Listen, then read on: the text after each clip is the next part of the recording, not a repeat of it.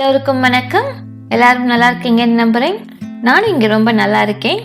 இன்றைக்கி நம்ம சேனலில் என்ன ரெசிபி பார்க்க போகிறோம்னா, நல்லா காரசாரமான கனவா மீன் ஃப்ரை எப்படி பண்ணுறதுன்னு தான் பார்க்க போகிறோம்.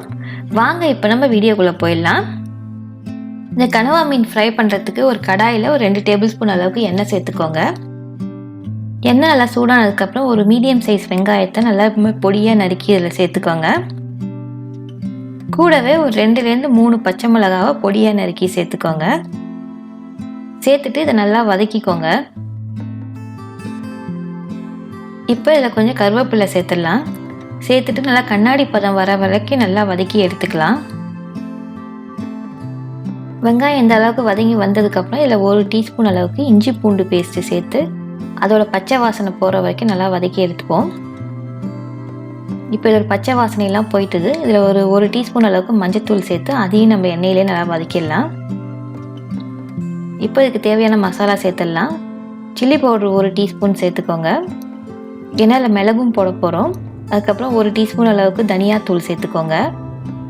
அப்புறம் ஒரு 1/2 டீஸ்பூன் அளவுக்கு கரம் மசாலா சேர்த்துக்கோங்க. இது வேணும்னா சேர்த்துங்க, இல்லைன்னா வேண்டாம். சேர்த்துட்டு இந்த மசாலாலாம் எண்ணெயிலே நல்லா பச்சை வாசனை போகிற அளவுக்கு வதக்கிக்கோங்க.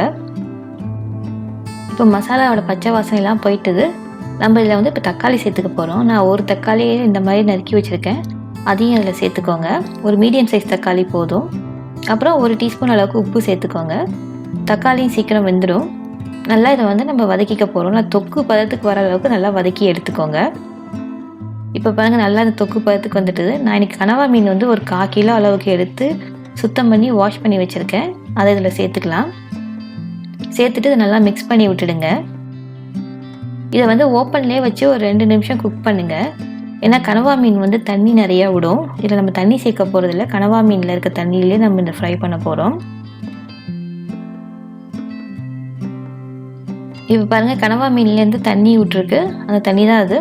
இதை நல்லா மிக்ஸ் பண்ணி விட்டுட்டு நம்ம ஒரு மூடியை போட்டு ஒரு 5லேருந்து 7 நிமிஷம் வரைக்கும் இதை குக் பண்ண போகிறோம். கனவா மீன் ரொம்ப நிறையா குக் பண்ணக்கூடாது. குக் பண்ணிங்கன்னா ஒரு மாதிரி அழுத்தமாகிடும்.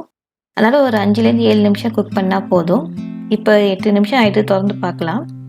பாருங்கள், இன்னும் நிறைய தண்ணி வந்துட்டுது. இப்போ இதை நல்லா மிக்ஸ் பண்ணி விடுங்க. கனவா மீனும் நல்லா வெந்துட்டுது. இப்போ நம்ம ஓப்பனில் வச்சு இதை நல்லா ரோஸ்ட் பண்ணி எடுக்க போகிறோம். இப்போ பாருங்கள், இந்த அளவுக்கு நல்லா ரோஸ்ட் பண்ணி எடுத்துக்கோங்க. நடுவில் கிண்டி விட்டு இந்த மாதிரி ரோஸ்ட் பண்ணிக்கோங்க. இப்போ இதில் நம்ம ஒரு 1/2 டீஸ்பூன் அளவுக்கு மிளகுத்தூள் சேர்த்துக்கலாம். அப்புறம் 1 டீஸ்பூன் அளவுக்கு சோம்புத்தூள் சேர்த்துக்கோங்க. சோம்புத்தூளோட வாசனை தான் இதுக்கு நல்லாயிருக்கும். சேர்த்துட்டு இதை நல்லா மிக்ஸ் பண்ணி விட்டுடுங்க. இதை இன்னும் கொஞ்சம் ட்ரையாக ரோஸ்ட் பண்ணி எடுத்துக்கலாம். இந்த ரெசிபியை நீங்கள் ரசம் சாதத்து கூட, சாம்பார் சாதத்து கூடலாம் சாப்பிட்டா சூப்பராக இருக்கும். அது இப்போ நல்லா ரோஸ்ட் ஆகி வந்துட்டுது. இதில் கொஞ்சோண்டு கொத்தமல்லி இலை சேர்த்து நம்ம இதை இறக்கிட வேண்டியதான். இந்த ரெசிபியை நீங்கள் வீட்டில் ட்ரை பண்ணி பாருங்கள். ட்ரை பண்ணி பார்த்துட்டு எப்படி வந்ததுன்னு கமெண்ட்டில் சொல்லுங்கள். இந்த வீடியோ பிடிச்சிருந்தா உங்கள் ஃப்ரெண்ட்ஸ் அண்ட் ஃபேமிலி கூட ஷேர் பண்ணுங்கள். மறந்துடாமல் இந்த வீடியோக்கு ஒரு லைக் போட்டுடுங்க. என் சேனலுக்கு இன்னும் சப்ஸ்கிரைப் பண்ணாதவங்க சப்ஸ்கிரைப் பண்ணிக்கோங்க. கூட இருக்க பெல் பட்டனையும் ப்ரெஸ் பண்ணிக்கோங்க. வாங்க நம்ம இன்னையோட குரல் என்னன்னு பார்த்துடலாம். சிறப்பு ஈனும் செல்வமும் ஈனும் அறத்தினோங்கு ஆக்கம் எவனோ உயிருக்கு. அதாவது இடைவிடாமல் இயன்ற மட்டும் எல்லா இடங்களிலும் அறல் செயல்களை செய்க என்பதுதான் இந்த குரலோட பொருள். மீண்டும் இன்னும் ஒரு இன்ட்ரெஸ்டிங்கான ரெசிபியுடன் இன்னொரு குரலுடன் உங்களை சந்திக்கிறேன். நன்றி, வணக்கம்.